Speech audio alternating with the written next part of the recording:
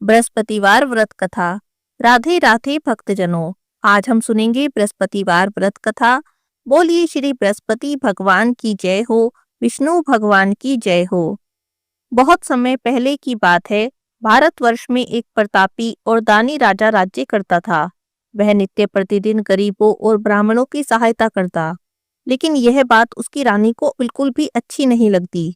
वो ना गरीबों को दान देती, ना भगवान का पूजन करती और राजा को भी दान पुण्य देने से मना करती। एक दिन की बात है, राजा तो शिकार खेलने वन को गए थे। रानी महल में अकेली थी। उसी समय बृहस्पति देव साधु के वेश में राजा के द्वार पर भिक्षा के लिए आए और भिक्षा मांगने लगे। तो रानी ने भिक्षा देने से इनकार कर दिया और कहने लगी, हे साधु महाराज, मैं तो इस दान और पुण्य से तंग आ गई हूँ। मेरा पति सारा धन लुटाते रहते हैं। अब तो मेरी इच्छा है कि हमारा सब धन नष्ट हो जाए, ना रहेगा बांस और ना बजेगी बांसुरी। साधु कहने लगे, देवी तुम तो बड़ी विचित्र हो। धन और संतान तो सभी को चाहिए। पुत्र और लक्ष्मी तो पापी के घर में भी होनी चाहिए। यदि तुम्हारे पास धन अधिक है तो भूखे मनुष्यों को भोजन कराओ, प्यासों के लिए प्याऊ लगवाओ, धर्मशालाएं खुलवाओ, कुंवारी कन्याओं के विवाह कराओ। और भी ऐसे बहुत सारे काम हैं जिन्हें करने से तुम्हारा यश लोक परलोक में फैलेगा। पर रानी पर इन उपदेश का कोई भी प्रभाव नहीं हुआ और वह कहने लगी, महाराज आप मुझे ना समझाएं। मैं ऐसा धन नहीं चाहती जिसे हर जगह बांटती फिरूं और जिसे उठाने और रखने में ही मेरा सारा समय नष्ट हो जाए। साधु कहने लगे, देवी यदि तुम्हारी ऐसी ही इच्छा है तो ऐसा ही होगा। जैसे मैं कहता हूँ तुम वैसा ही करना। बृहस्पतिवार के दिन अपने घर को पीली मिट्टी से लीपना, सिर धोकर स्नान करना, भट्टी चढ़ाकर कपड़े धोना। ऐसा करने से तुम्हारा सब धन नष्ट हो जाएगा। इतना कहकर साधु बाबा वहां से चले गए। साधु के कहे अनुसार रानी ने 3 बृहस्पतिवार ही बताए थे कि उनकी सारी धन संपत्ति नष्ट हो गई। अब तो भोजन के लिए भी राजा का परिवार तरसने लगा। एक दिन राजा अपनी रानी से कहने लगे, हे रानी तुम यहीं पर रहो, मैं दूसरे देश को जाता हूँ, क्योंकि यहाँ पर मुझे सब लोग जानते हैं, कोई छोटा बड़ा काम नहीं कर सकता। ऐसा कहकर राजा तो परदेश चले गए। राजा परदेश जाकर जंगल से लकड़ी काट कर लाते और शहर में बेचते और इस तरह वहां अपना जीवन व्यतीत करने लगे। राजा के परदेश जाते ही रानी और दासी दुखी रहने लगी। एक बार रानी और दासी को 7 दिन तक बिना भोजन के रहना पड़ा। तो रानी अपनी दासी से कहने लगी, हे दासी, पासी के नगर में मेरी बहन रहती है। वह बहुत धनवान है, तो उसके पास जा और कुछ अनाज मांग ला। थोड़े समय के लिए गुजर बसर हो जाएगी।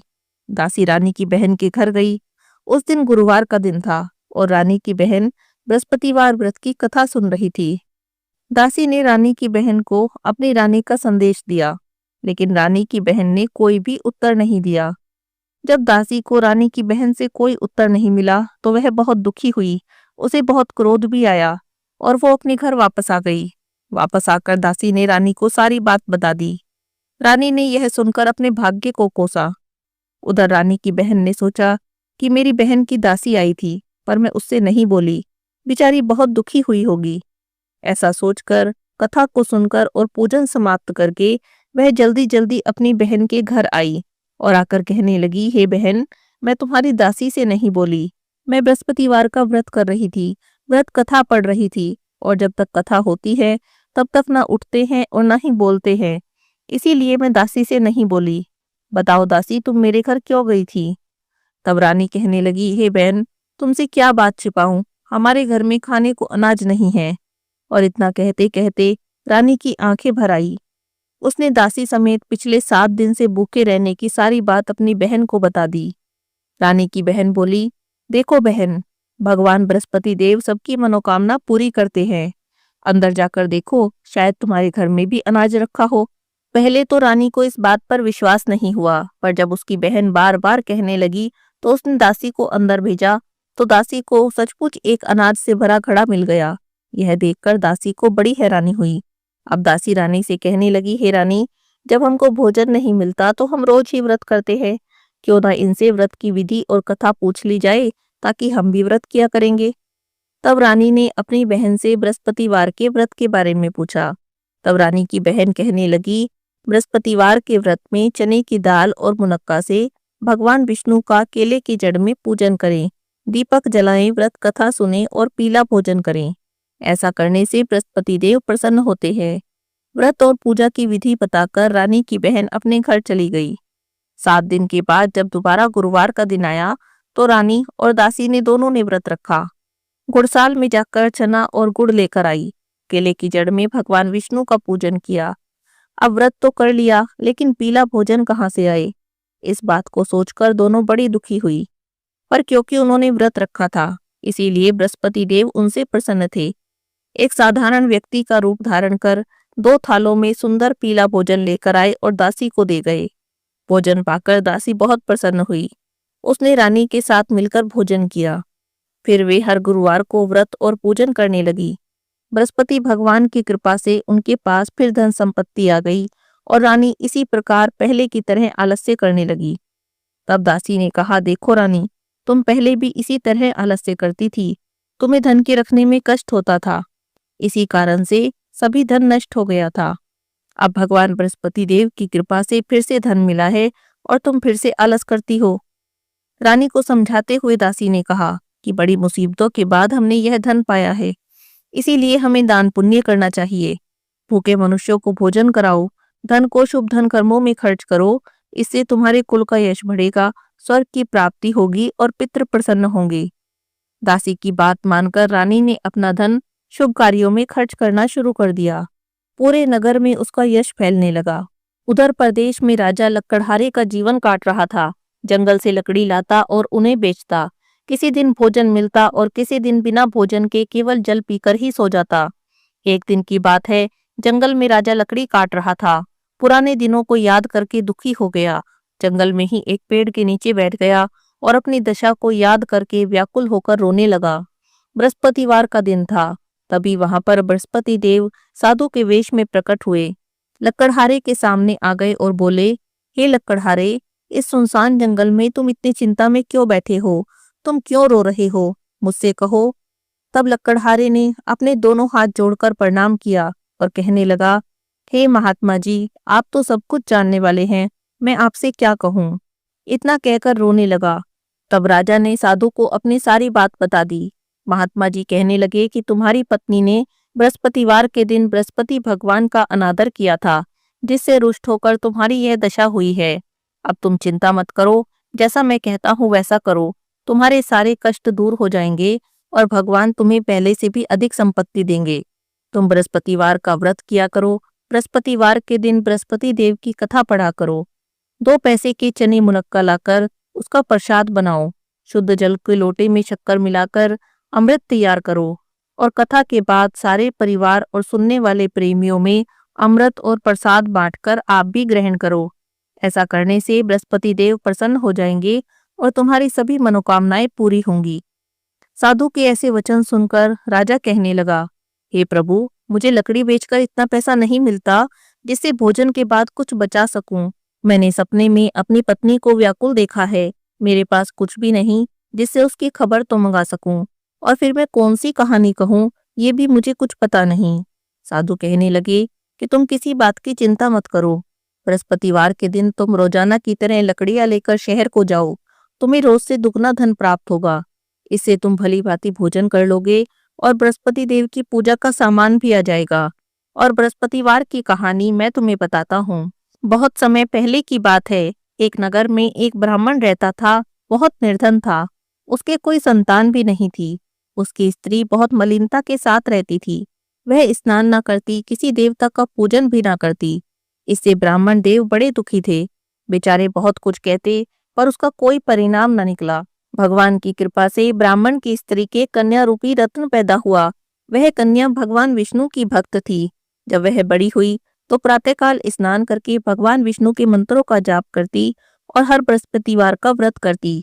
अपने पूजा पाठ को समाप्त करके विद्यालय जाती तो अपनी मुट्ठी में जौ भर कर ले जाती और पाठशाला के मार्ग में डालती जाती। जब तक लौटती तब तक ये जौ स्वर्ण के हो जाते। लौटते समय उनको बीनकर घर ले आती। एक दिन की बात है, वह बालिका सूप में सोने के जौ को फटक कर साफ कर रही थी। तब उसकी माता ने देख लिया।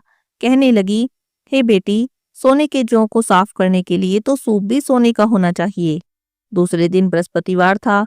उस लड़की ने व्रत रखा और बृहस्पति देव से प्रार्थना करके कहा, हे प्रभु, मैं आपकी पूजा सच्चे मन से करती हूँ, तो मेरे लिए सोने का सूप दे दो।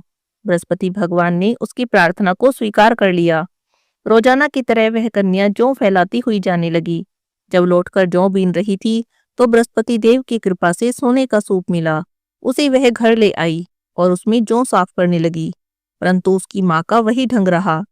एक दिन की बात है, वह कन्या सोने के सूप में जौ साफ कर रही थी। उसी समय उस नगर का राजपुत्र वहां से होकर निकला। इस कन्या के रूप और कार्य को देखकर मोहित हो गया। अपने घर पर जाकर भोजन और जल त्याग कर उदास होकर लेट गया। जब राजा को इस बात का पता चला तो अपने प्रधानमंत्री के साथ उसके पास गए और बोले, हे बेटा, तुम्हें किस बात का कष्ट है? क्या तुम्हारा किसी ने अपमान किया है? और कोई कारण है तो मुझसे कहो, मैं वही कार्य करूंगा जिससे तुम्हें प्रसन्नता हो। अपने पिता की राजकुमार ने बातें सुनी तो वो कहने लगा, मुझे आपकी कृपा से किसी बात का दुख नहीं, किसी ने मेरा अपमान नहीं किया, पर मैं उस लड़की से विवाह करना चाहता हूँ जो सोने के सूप में जौ साफ कर रही थी। यह सुनकर तो राजा भी आश्चर्य में पड़ गया और कहने लगा, हे बेटा, मैं इसी कन्या को नहीं जानता। इस तरह की कन्या का पता तुम ही बताओ, मैं उसके साथ तुम्हारा विवाह अवश्य ही करा दूंगा। तब राजकुमार ने उस लड़की के घर का पता बताया। मंत्री लड़की के घर गए और ब्राह्मण देवता से सभी हाल कहा। ब्राह्मण देवता राजकुमार के साथ अपनी लड़की का विवाह करने को तैयार हो गए। विधि विधान के अनुसार ब्राह्मण की कन्या का विवाह राजकुमार के साथ हो गया। कन्या के घर से जाते ही पहले की तरह ब्राह्मण देवता के घर में गरीबी का वास हो गया। अब तो भोजन के लिए भी अन्न बड़ी मुश्किल से मिलता था। एक दिन दुखी होकर ब्राह्मण देव अपनी बेटी के पास गए। बेटी ने पिता की दुखी अवस्था को देखा और अपनी माँ का हाल पूछा। तब ब्राह्मण ने सभी हाल कह दिया। कन्या ने बहुत सा धन देकर अपने पिता को विदा कर दिया। ब्राह्मण का कुछ समय तो सुख से बीता। कुछ दिन बाद फिर से गरीबी आ गई। ब्राह्मण फिर अपनी कन्या के यहाँ गए, सारा हाल कहा तो लड़की कहने लगी, पिताजी, आप माताजी को यहाँ पर ले आओ, मैं उन्हें विधि बता दूंगी जिससे गरीबी दूर हो जाए। अब ब्राह्मण देवता अपनी पत्नी को साथ लेकर गए तो वह बेटी अपनी माँ को समझाने लगी, माँ, सर्वप्रथम प्रातःकाल उठकर भगवान विष्णु का पूजन किया करो तो सब दरिद्रता दूर हो जाएगी। पर उसकी माँ ने उसकी एक भी बात नहीं मानी। अगले दिन सुबह उठते ही अपनी पुत्री के बच्चों की जूठन को खा लिया। यह देखकर उसकी पुत्री को बहुत गुस्सा आया और एक रात को कोठड़ी से सभी सामान निकाला और अपनी माँ को उसमें बंद कर दिया। सुबह निकाला, स्नान आदि करवा के पाठ पूजा करवाया तो उसकी माँ की बुद्धि ठीक हो गई। फिर वह बृहस्पतिवार को व्रत करने लगी और इस व्रत के प्रभाव से उसके माता पिता बहुत ही धनवान और पुत्रवान हो गए। बृहस्पति जी के प्रभाव से इस लोक के सभी सुख भोग कर स्वर्ग को प्राप्त हुए। बोलिए विष्णु भगवान की जय हो, बृहस्पति देव भगवान की जय हो। इस प्रकार से बृहस्पतिवार की व्रत की विधि और कथा बताकर साधु बाबा वहां से अंतर ध्यान हो गए। धीरे धीरे समय बीता और बृहस्पतिवार का दिन आया। राजा जंगल से लकड़ी काटकर शहर में बेचने गया। उसे उस दिन और दिन से अधिक पैसा मिला। तब राजा ने चना गुड़ आदि लाकर गुरुवार का व्रत किया। उस दिन से उसके सभी कलेश दूर हो गए। पर जब दोबारा गुरुवार का दिन आया तो बृहस्पतिवार का व्रत करना भूल गया। इस कारण बृहस्पति भगवान उससे नाराज हो गए। उस दिन उस नगर के राजा ने विशाल यज्ञ का आयोजन किया और शहर में घोषणा करा दी कि कोई भी मनुष्य अपने घर में भोजन नहीं बनाएगा और न ही आग जलाएगा। सभी जनता मेरे यहाँ भोजन करने आएगी। इस आज्ञा को जो न मानेगा उसे फांसी की सजा होगी। इस तरह की घोषणा संपूर्ण नगर में करवा दी गई। राजा की आज्ञा से शहर के सभी लोग भोजन करने गए, लेकिन लक्कड़हारा कुछ देर से पहुंचा। इसीलिए राजा उसको अपने साथ घर ले गए और ले जाकर भोजन करा रहे थे तो रानी की दृष्टि उस खूंटी पर पड़ी जिस पर कि उसका हार लटका हुआ था। वह हार वहां पर दिखाई नहीं दिया। तब रानी ने सोचा कि मेरा हार इसी मनुष्य ने चुराया है। उसी समय सिपाही बुलवाकर उसको कारागार में डलवा दिया। जब दुर्भाग्य का मारा वह राजा कारागार में पड़ गया तो बहुत दुखी होकर सोचने लगा कि ना जाने कौन से पूर्व जन्म के कर्म से मुझे इतने दुख प्राप्त हो रहे हैं, और उन्हीं साधु को याद करने लगा जो जंगल में मिले थे। उसी समय बृहस्पति देव साधु के रूप में वहां प्रकट हुए और उसकी दशा को देखकर कहने लगे, अरे मूर्ख, तूने बृहस्पति देव की कथा नहीं की और व्रत नहीं किया, इसी कारण तुझे यह दुख प्राप्त हो रहा है। अब तू चिंता मत कर, बृहस्पतिवार के दिन कारागार के दरवाजे पर तुझे 4 पैसे पड़े मिलेंगे। उनसे तू बृहस्पति देव की पूजा करना, तेरे सभी कष्ट दूर हो जाएंगे।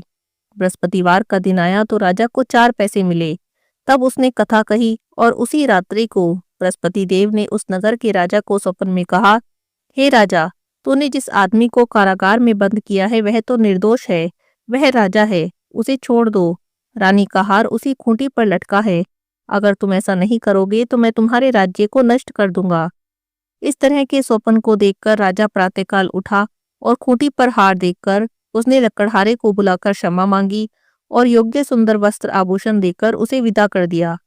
बृहस्पति देव की आज्ञा से अब राजा अपने नगर को चल दिया। जब वह अपने नगर के निकट पहुंचा तो उसे बड़ा आश्चर्य हुआ। नगर में पहले से अधिक बाग, तालाब, कुएं, बहुत सी धर्मशाला, मंदिर, बहुत सारी चीजें बनी हुई थी। तब राजा ने पूछा, यह किसका बाग और धर्मशाला है? तो नगर के सभी लोग कहने लगे, यह तो सब रानी और बांदी के हैं।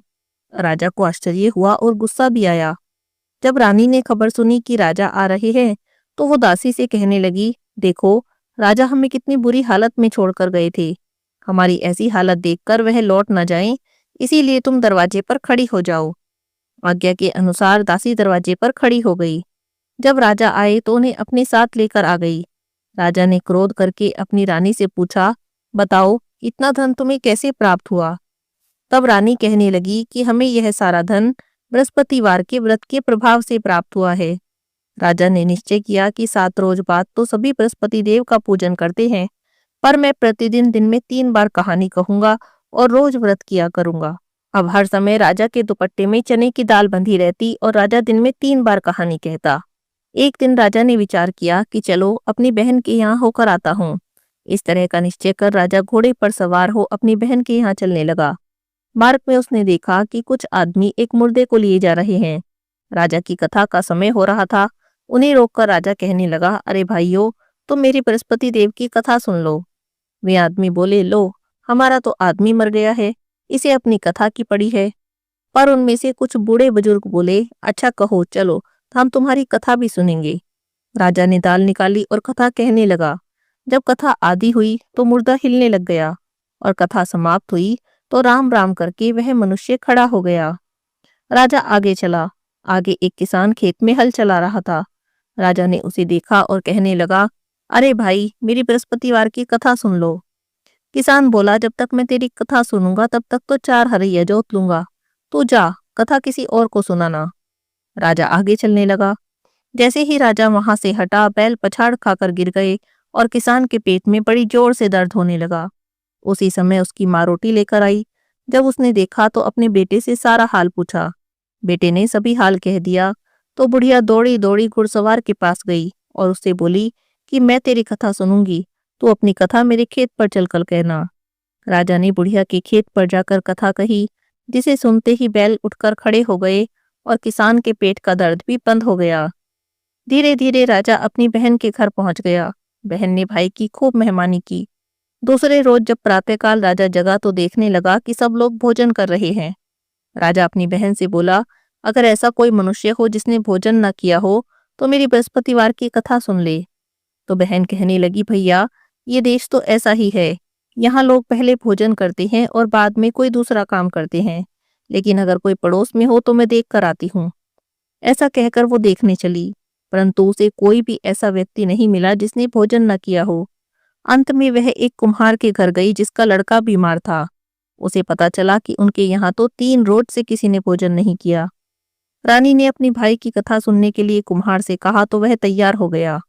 राजा ने जाकर बृहस्पतिवार की कथा कही, जिसे सुनकर उसका लड़का ठीक हो गया। अब तो राजा की प्रशंसा होने लगी।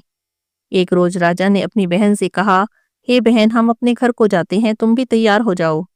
राजा की बहन ने अपनी सास से कही तो सास कहने लगी, हाँ, चली जाओ, पर अपने बच्चों को मत ले जाना, क्योंकि तुम्हारे भाई के कोई औलाद नहीं है।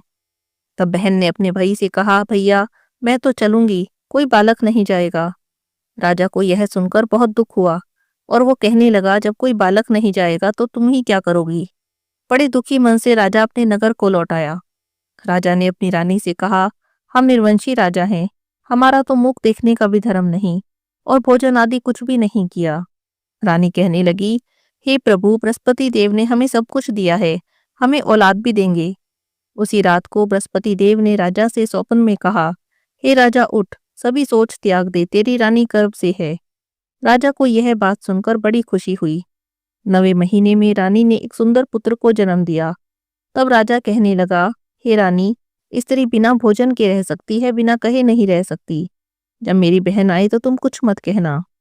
रानी ने उस समय तो हाँ कर दी, पर राजा की बहन ने जब शुभ समाचार सुना और वह बधाई लेकर अपने भाई के घर आई, तब रानी कहने लगी, घोड़ा चढ़कर तो नहीं आई हो, गधा चढ़ी आई हो। रानी की बहन बोली, भाभी, मैं ऐसे न कहती तो तुम्हें औलाद कैसे मिलती। बृहस्पति देव ऐसे ही हैं, जैसी जिसके मन में कामना है सभी को पूर्ण करते हैं।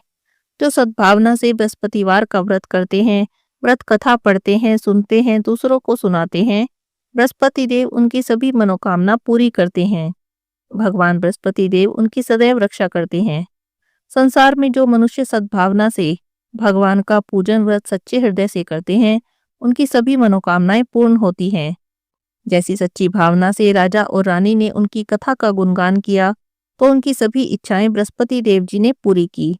इसीलिए कथा सुनने के बाद प्रसाद लेकर जाना चाहिए और हृदय से उनका मनन करते हुए जयकारा बोलना चाहिए। बोलो बृहस्पति देव भगवान की जय हो, विष्णु भगवान की जय हो।